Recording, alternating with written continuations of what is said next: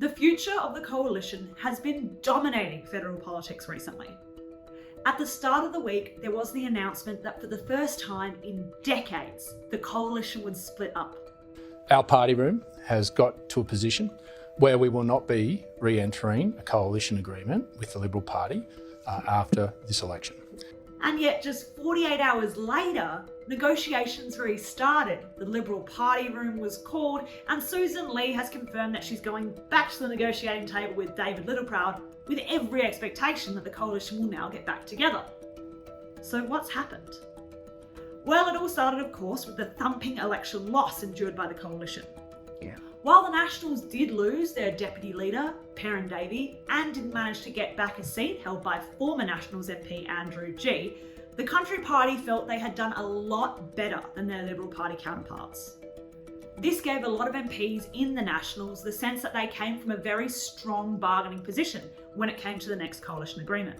And as part of that thinking, the Nationals reckoned that they had 4 policies that they wanted the Liberals to agree with before they formally came together to form that coalition. But that's not usually how it's done. Usually, a coalition agreement is signed and you tick off on how many shadow ministry spots the Nationals will get.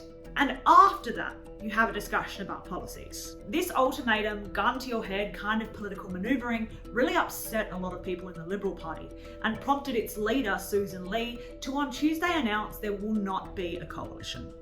The National Party has decided today to leave the coalition. She also cited the fact that David Littleproud had asked her for shadow cabinet solidarity to no longer apply.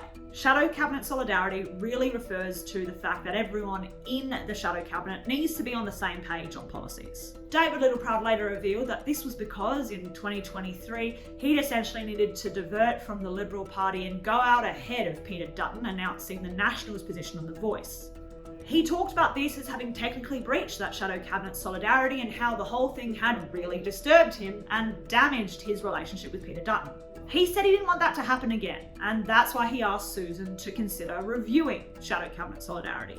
But on Thursday morning, as he appeared on breakfast television, he essentially said that that wasn't really a concern anymore. He was happy for cabinet solidarity to remain that way. And her response around cabinet solidarity was satisfactory and reasonable and fair, and one that I accepted. So it wasn't up for debate in our party room because I believed what she sent back was more than reasonable. Susan Lee texted David Littleproud, called him into her office and said, let's really try and work this out. Despite changes to shadow cabinet solidarity being off the table, there are still 4 policies the Nationals really want the Liberals to adopt. And those are a $20 billion regional fund, the black spots being improved for telecommunications, the divestiture powers for supermarkets, and of course, still having some kind of nuclear energy policy. Now, before Susan can just agree to that, she needs to go to party room. That's exactly what she did on Friday.